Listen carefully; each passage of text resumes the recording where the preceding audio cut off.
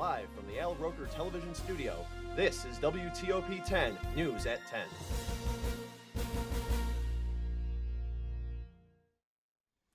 Good evening and thanks for joining us. I'm Brian Tosti. And I'm Cassandra Genoa. In tonight's top story, a father of two young boys was killed Saturday in a snowmobile crash in the town of Osceola. Ryan Bay was riding on a groomed snowmobile trail toward the family's camp when the crash happened. Ryan was taken to an ambulance where he was pronounced dead, and we'll have more news in just a minute, but first a quick look at outside weather with Molly Matat.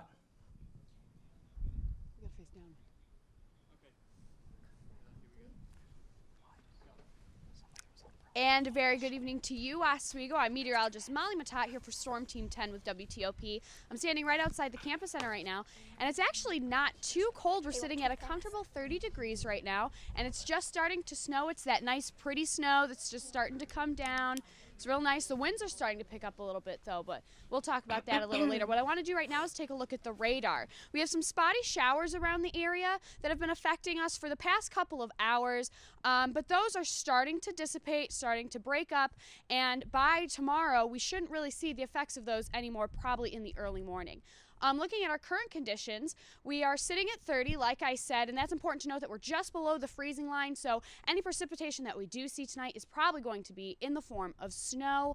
But what is also important to note is that we have a significant wind chill right now due to that western wind, and if you decide to go out tonight, you know, bundle up, get your gloves, get your scarf, get nice and comfy before you decide to take the journey outdoors. Finally, we're going to take a really quick look at your 5-day forecast. We have sun for Monday and Tuesday, but that is going to change, and I will show you why in just a couple minutes with your full forecast.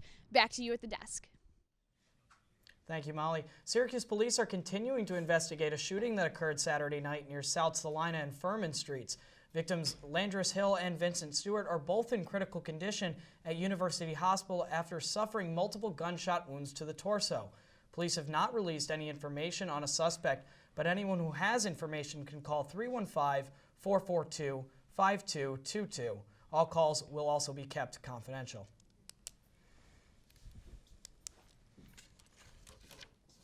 Just a few days ago, a Syracuse man lost almost everything he had. Ricky Russell luckily was able to save his beloved poodle after his house caught fire last Thursday. Now Russell and Shelby will try and work on building their life after leaving a hotel Monday morning that was paid for by the Red Cross.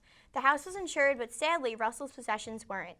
Anyone who would like to help Russell and his dog can contact Debbie Wright at 466-9825. Syracuse Mayor Stephanie Miner's new Get Tough policy on tax-delinquent homeowners has begun to take shape. The plan was enacted in November, and in the last month, 200 homes were sent foreclosure notices. Officials report that half the homeowners will pay off just enough money to avoid their foreclosure, and the other half will go unresponded or are vacated properties. Some successful businesses, like L'Odeur Restaurant Français, are working out their tax debt with the city in a payment plan to avoid foreclosure. Over the next 3 years, city officials plan to initiate foreclosures against all 3,500 tax-delinquent properties. A 20-year-old Syracuse man has been charged after he drove the wrong way on Interstate 690 and Interstate 81 Friday night. Kyari Tyson was charged with third-degree aggravated unlicensed operation, reckless operation, driving while impaired by drugs, and driving the wrong way on a one-way. Luckily, the incident did not result in any injuries and property damage. And the second annual Oswego Rail Jam took place on Saturday. WTOP's own Sebastian Edmond has more information on what went down. Yesterday, on the main quad of campus, the SUNY Oswego Ski and Snowboarding Club held their second ever Rail Jam event. The event featured some of the best students at skiing and snowboarding of the school, to the accompaniment of the DJ who played some of the best music you'll hear at any event on campus. The whole event was orchestrated because of a man-made slope, and as you know, Oswego is no stranger to snow, so it wasn't very difficult for the school to organize this slope and for our competitors to show off some of their best skills. The people that showed up to view the event were greatly entertained by both the competition and the music, but they added the exclamation point of the festivities of the day by performing their very own Harlem Shake video to add to the tons of videos all over the internet to go along with the craze. If you'd like to check out that Harlem Shake video or the pictures from the event, or you're interested in joining the ski club, make sure that you go on their Facebook page, SUNY Oswego Ski and Snowboarding Club. I'm Sebastian Edmond, WTOP 10. Thanks, Sebastian. There are still good and honest people out there. Case in point, a woman from Brooklyn lost her diamond engagement ring on a subway. And months later, thanks to a woman who found it and the clerk she gave it to, she actually got it back. Cindy Sue has more. Teacher's assistant at PS 216 in Gravesend, and she's one lucky lady to be wearing her 3-carat diamond engagement ring once again. Just 6 months after Juan Rivera popped the question, she lost the $4,000 ring. She was riding the N train when she noticed it was gone. I was devastated. I thought like a million things went through my mind. She had no idea where she lost it, but even her students felt her pain. I felt so bad because that's her engagement ring. And it's upsetting. She was so lost without that ring. For 2 months, she looked everywhere for that missing ring. And then one day, while at the subway stop, she recognized that the subway agent was the same guy who was working the day she lost the ring. She couldn't believe it when the agent told her a woman had turned the ring in. He told me he was like an older Asian woman, picked it up, gave it to him. She spoke no English. She didn't know a word of English. And then the clerk turned it in to the MTA Lost and Found. And the next day, El Sayed got it back in this plastic bag. As for the anonymous Good Samaritan, she's an angel. God bless her wherever she is, and I just want to thank her for doing such a beautiful thing. El Sayed's students say it's a lesson learned. If I would have found something like that, I'm going to return it because that's amazing. And it fits right into the school motto. Work hard and be kind to one another. Thankfully, none were injured during a fire that broke out in an 11-unit apartment building on Morgan Road in Clay. Firefighters responded to the scene at 3:30 a.m. and were able to extinguish the fire in almost 20 minutes. The residents of that particular apartment building that received most of the damage were not home at the time, and other apartments contained smoke damage, preventing them from returning for the night. A Syracuse University senior spending his last semester in an internship in New York City was struck by a car and killed early Saturday on the Upper East Side. Jason Morales, a former walk-on player for the SU football team, died while walking along FDR Drive around 1:45 a.m. He was working as an intern with the athletics department at St. John's University and was scheduled to graduate in May. Dr. Darren McGee of Hobart and William Smith Colleges will be speaking Monday at 5:40 in the Campus Center, room 114. His talk is called When Away is Here, Geographies of Garbage in a Wasteful Economy. This presentation is part of the SUNY Oswego Sustainability Speaker Series. And the event is free and parking will be available for drivers without a campus parking pass. Please call 315-312-3277 to reserve your temporary pass. An Oswego alum will be competing in front of a national television audience on Food Network's Chopped. The show will have class of '87 graduate Maureen O'Donnell Sanchez put to the test, having to work with sushi, ostrich fillets, and blueberry wine.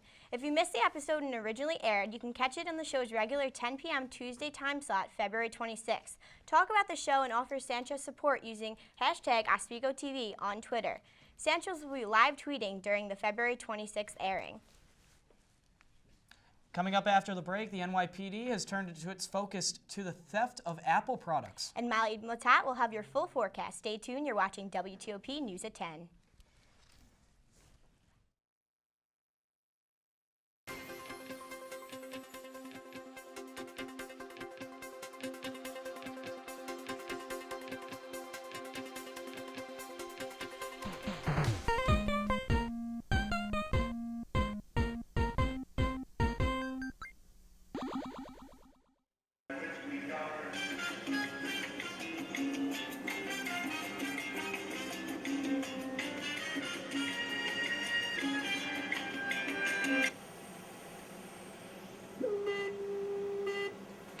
Oswego MBA program, helping you achieve your goals with a customized curriculum developed with flexibility in mind. Take classes year-round, full or part-time in Oswego, online or at the Metro Center in downtown Syracuse. More information is available online or by calling 315-312-2911. We are the Tigers from Pet 885, and you are watching WTOP.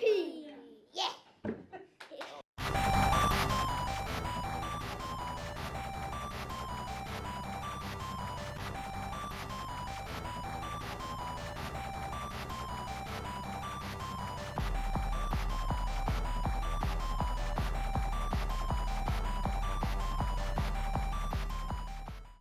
I'm Al Roker, class of '76, Oswego State University. You're watching WTOP, Channel 10. We didn't have this when I was in school. We just had radio and smoke signals.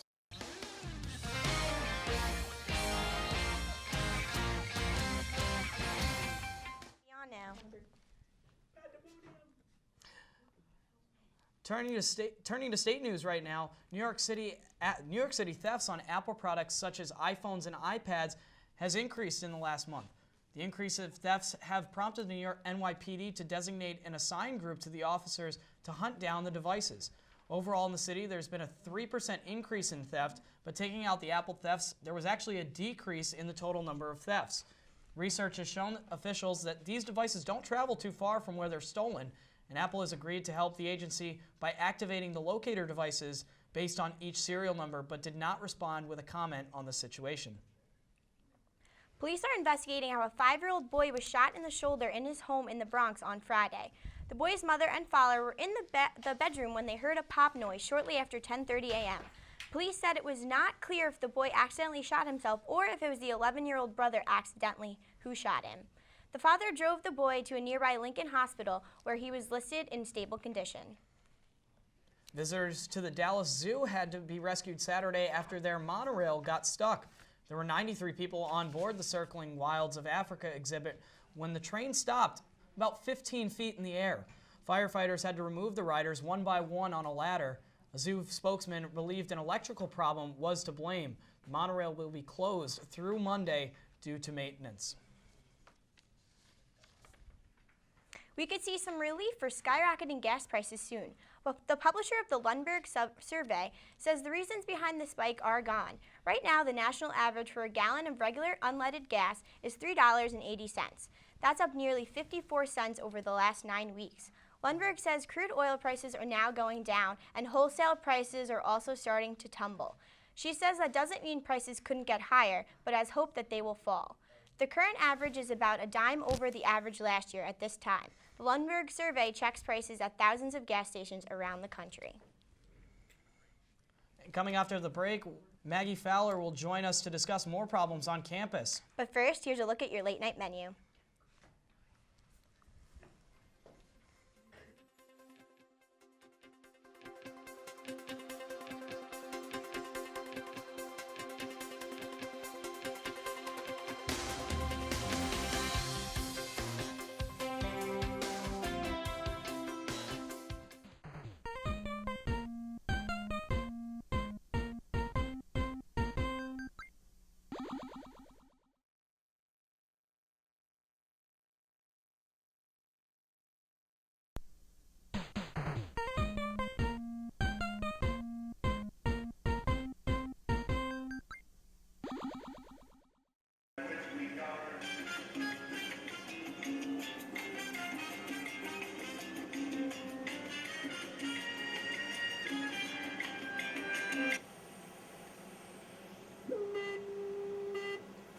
Oswego MBA program helping you achieve your goals with a customized curriculum developed with flexibility in mind.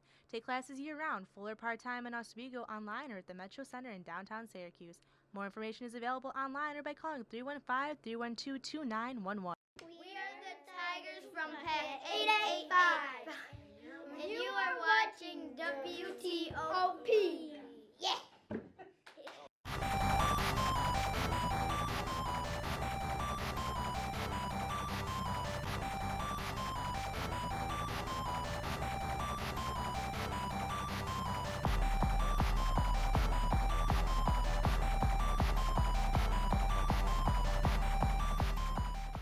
Hi, I'm Al Roker, class of '76, Oswego State University. You're watching WTOP, Channel 10. We didn't have this when I was in school. We just had radio and smoke signals.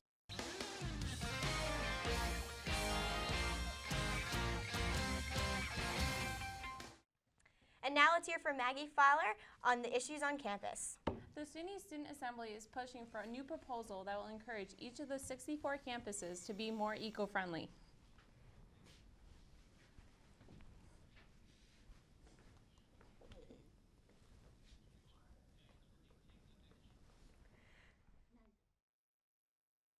The SUNY Student Assembly Environmental Affairs Committee suggested a proposal for all SUNY dining facilities to go trayless. The benefits proposed are improving students' health, reduced food and water waste, and to save money. I actually think that it's a really good idea because, like you had mentioned before, I feel like people would be less likely to waste because Oswego University wastes about 204,000 pounds of food per year, a value of $750,000. According to a study, Gwen Nees, Director of Environmental Affairs, states that SUNY Fredonia, who has gone trayless, reduced their waste by 38%. I know I'm guilty of it too. I fill my tray up and then I end up wasting a lot of my food just because I have all that space and I can fit it all on. And I think it's a really good idea, and it would also be very eco-friendly, and I think it would be a step in the right direction towards having a green campus, which is... If the Student Assembly gets this proposal accepted, it will be up to the individual 64 SUNY campuses to embrace it. So what stance will SUNY Oswego take? Doesn't fit our style of customer service. We're unique in the SUNY system that we have 4 resident dining centers that serve our resident students. Many of them are down to 1, and they have a lot of convenience stores that people go to and things like that. There it might work, but you know, if you then you've got to get, if I can go back to you getting your meal again, then you've got to get 2 or 3 beverages and take them back to your table, things like that. We just don't see how it would work in that style of service. This proposal, if pushed through, will be an encouragement, not a requirement at Oswego. It is an option for students. Yeah. Many students don't realize that, and we are in the process of putting up signs by the trays that you can take a tray or you cannot take a tray if you don't want to. Going completely trayless may not be in the cards for SUNY Oswego, but having the option is a step in the right, or should I say, greener direction. I mean, I did a project back on this just in last semester, and some of the things we looked at, you mentioned it, Fredonia doing it, and it's also working, but there are also a couple of other schools, and it's really a mental thing for the students, isn't it? Absolutely. I mean, there's so many benefits to it, and it's just, it really, at the end of the day, so many people don't think it'll really make a difference, but you know, the littlest bit helps. I mean, it's not really going to be established at Oswego, it's not going to be a requirement, but it is encouraged. We're taking a step in the right direction, so. And everybody who's talking about all this food waste and cost waste, and then you know that raises tuition bills as well. Yeah, absolutely. So it's been one of those things that the students are definitely going to want to look out for. All right, thank you very much, thank you, Maggie. Trip to an art museum usually means reserving paintings behind velvet ropes, but now at least one museum is encouraging patrons to reach out and touch one of their most popular collections with an app, that is. Karen Kafu shows us this in this week's Clicked In. The majority of what Americans know about most of the nation's presidents comes from static monuments, documents, and history books. But the Smithsonian's National Portrait Gallery is taking a different approach, stretching its collection of presidential portraits way beyond museum walls. These galleries are all equipped with public Wi-Fi, and so if you come down with your iPad, we wanted to make sure that as you walked around and looked at the portrait of President Kennedy, that you could also use your iPad to explore even more content than we're able to show in just the labeled text next to the paintings.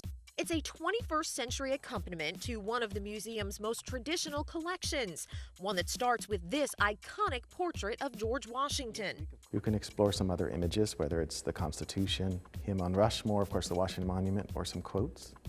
The goal for this app and a crop of other new museum apps, bring a gallery off the wall to wherever you're standing. We'd love for everyone to be down here walking the galleries, but we know that's not always possible. We want to take the best of that experience and put it in an easy, fun, informative, and educational app. I'm Karen Katha, and you're now Clicked In.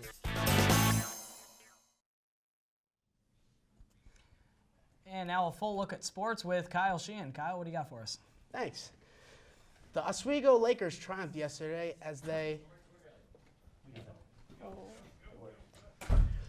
they defeat Buffalo State 5-2. Chris Muse scored 2 goals within 2 minutes in the second period to give the Lakers a comfortable 4-1 lead. Andrew Hare was holding down the goal with his 33 saves. The Lakers are going to the host Plattsburgh in the SUNYAC Championship. This will be the third time in 4 years the Lakers have hosted Plattsburgh. Mike Zanella starts off the game for the Buffalo State with a quick goal. Keep in mind, Buffalo State has not beaten Oswego in program history. Later in the game, Andrew Hare makes a phenomenal save to keep the Lakers in the game, only trailing by 1. Luke Moody then scores during a power play to tie the score at 1. Let's take another look at that pass from Rodriguez. It's just beautiful. With a little over 3.5 minutes left, David Titanic scores off an assist from Matt Singleton, which puts up the Lakers by 1 at the end of the first half. In the second period, Chris Muse stole the show by scoring 2 goals in under 2 minutes, which gives the Lakers a comfortable 4-1 lead. Buffalo State would try to strike back with a goal late in the third by David Titanic, putting the icing on the cake, recording his second goal of the night. Andrew Hare ended the game by recording 33 saves and getting the win. Now, for all you Laker fans out there, the game is on Saturday, March 2nd at 7 p.m. at the Campus Center. For students, tickets are on sale now, and for the general public, they will go on sale Wednesday. Oswego State women's cross-country team has been named one of the winners of the 2012 NCAA Division III USTF-CCA Women's All-Academic Cross-Country Team Award by the U.S. Track and Field Cross-Country Coach Association. This award is given to the school team who not only gives their all on the field but also in the classroom. The team must have a combined GPA of a 3.1 and complete and compile a team score at the NCAA regional meet. The Lakers combine a GPA of 3.36, which puts them between Oneonta and New Paltz. Sadly, the Oswego State women's basketball team lost in the semifinals to second-ranked Geneseo 67-51. This loss finishes the Lakers' hopes of winning the SUNYAC championship. Megan Stover and Carrie Kipper both contributed 12 points, but it wasn't enough. The Lakers only shot 31% from the field and 22% from the three-point land. Geneseo, on the other hand, shot 53% from the field and 49% from beyond the arc. This was not a good weekend for the Syracuse Oregon as they failed to beat their Big East rivals, the Georgetown Hoyas, 57-46. Otto Porter was the main reason for their success with his 33 points, 8 rebounds, and 5 steals. For the Orange, James Sutherland and C.J. Fair both contributed 13 points for Syracuse. This is the first time this season that the Orange has fallen to a ranked team. As the end of the season approaches, the Orange have tough contenders such as Louisville and Georgetown. The Orange play the 17th-ranked Marquee Golden Eagles tomorrow at 7 p.m. Now on to the Buffalo Sabres, also who didn't have a good weekend, as they got shut out by the New York Islanders 4-1. And Evgeny Nabokov was flawless between the pipes as he achieved his first shutout this season and against the Sabres. Nabokov recorded 35 saves throughout the contest. Even NHL's top scorer, Thomas Vanek, couldn't beat Nabokov with his 6 shots on goal. This is the Sabres' 4th loss in a row, which places them tied for last place in the Eastern Conference with the Washington Capitals.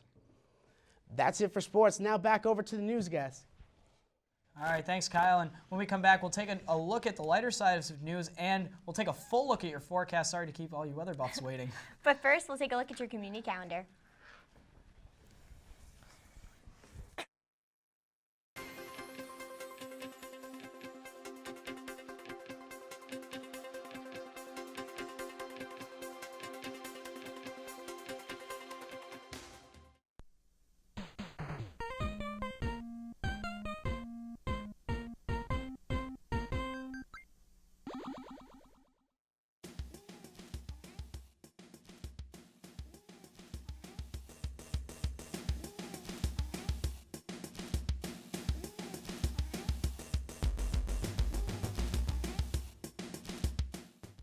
Hi, I'm Al Roker, class of '76, Oswego State University. You're watching WTOP, Channel 10.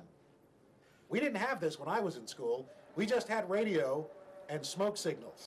The Oswego MBA program, helping you achieve your goals with a customized curriculum developed with flexibility in mind. Take classes year-round, full or part-time in Oswego online or at the Metro Center in downtown Syracuse. More information is available online or by calling 315-312-2911.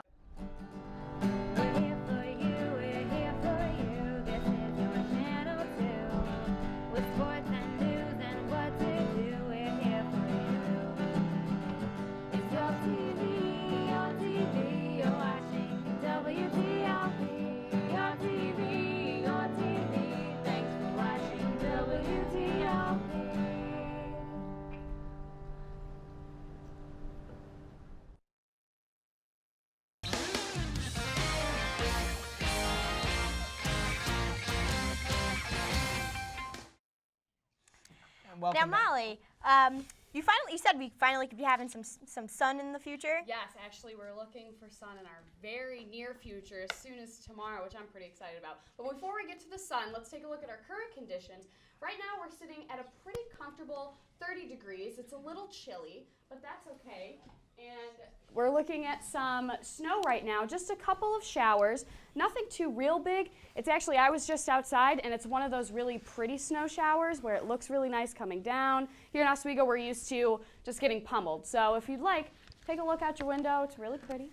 But I'm a weather buff, so that's probably why. But if you do decide to go outside today, what's important to know is the real feel we have is 22 degrees. That's 8 degrees less than it actually is, and that's due to this wind out of the west. So if you do decide to go outside, make sure you bundle up real good. Looking around the state, we have pretty low to mid 30s, 30 in Syracuse, 32 in Watertown, Rochester, Glens Falls, and Albany. We're at a very cool spot of 25 in Jamestown, and we get warmer as we go south, and New York City is our warm spot at 36 degrees. Now, right now, we're going to take a look at the regional radar. We have a couple showers in our area, but those are going to break up throughout the evening. So we're going to see some few early snow showers, but as we proceed throughout the evening, they're going to start to dry up and just kind of go away, and they might reappear tomorrow morning, and we'll get to that in just a second. But what I want to look at now is your national radar. This kind of looks a little messy right now, but what we really want to pay attention is this system that's going to affect us in the midweek. That's going to start to affect us as early as Tuesday night, and it's going to carry through until Friday and even into the weekend. So Monday, what we're looking at, this high pressure system is really going to save us for Monday. All those showers that are in our area that are coming, it's really going to hold off for today and even into Tuesday. So for your Futurecast tonight at 10 p.m., again, showers, we can't rule them out, mainly to the east. By 7 o'clock, they start to kind of drift off, and by 1 p.m., there's nothing really to speak of. The clouds are going to kind of clear up in part ways, and we're finally going to see that beautiful sun once again, and it's going to carry through even to 7 o'clock. So tonight, look for some early flurries. We're going to bottom out at around 27, and again, that wind out of the west. For Monday, we're cloudy at first, but we're going to clear up, and probably by noon or 2 o'clock, we're going to have a really nice, just beautiful picture of the sun, but don't be fooled by that sunny weather. It's going to be a little chilly, and we're going to have a high of 36. Let's plan out your day for you real quick. 8 a.m., it's going to be cloudy at 27. We're going to slowly warm up to 34, and those clouds are going to start to break apart. We're going to hit your high at 36 at around 2 or 3 o'clock, and by 5 o'clock, we're going to start to drop. Still clear skies, though, at 35. Monday night, you can expect partly cloudy. Those clouds are going to start to move in once again, and we're going to bottom out at around 36. Now let's take a real quick look at what we can expect midweek. Like I was saying, this storm system is going to start to push into our area because this jet stream is really starting to dip down. So it's going to start off with rain, but it's going to cool down, and we could even see snow again by the end of the week. So your 5-day forecast. Tomorrow we're looking at sun in the 30s, but like I said, as early as Tuesday night, we're going to see rain into Wednesday. It's going to cool down, and we can see some mixed precipits in the high 30s for Thursday and Friday. We've got more rain coming. I know. I actually prefer snow to rain. Rain can get really messy. Especially because of all the, it gets cold and then it ices over and it just makes it awful. It's not a fun time. It makes it That's what the terrible. winter's for, is the snow. Exactly. You gotta kind of suffer through the winter to work towards that nice spring weather. That's what I like to say. The nice spring weather and spring break will just be that much better. Exactly. And that'll do it for us here at 10 News. For the entire 10 News team, I'm Brian Tosti. And I'm Cassandra Genoa. Join us tomorrow at 8:30 a.m. for Top in the Morning with Megan Roberts. Good night, Oswego.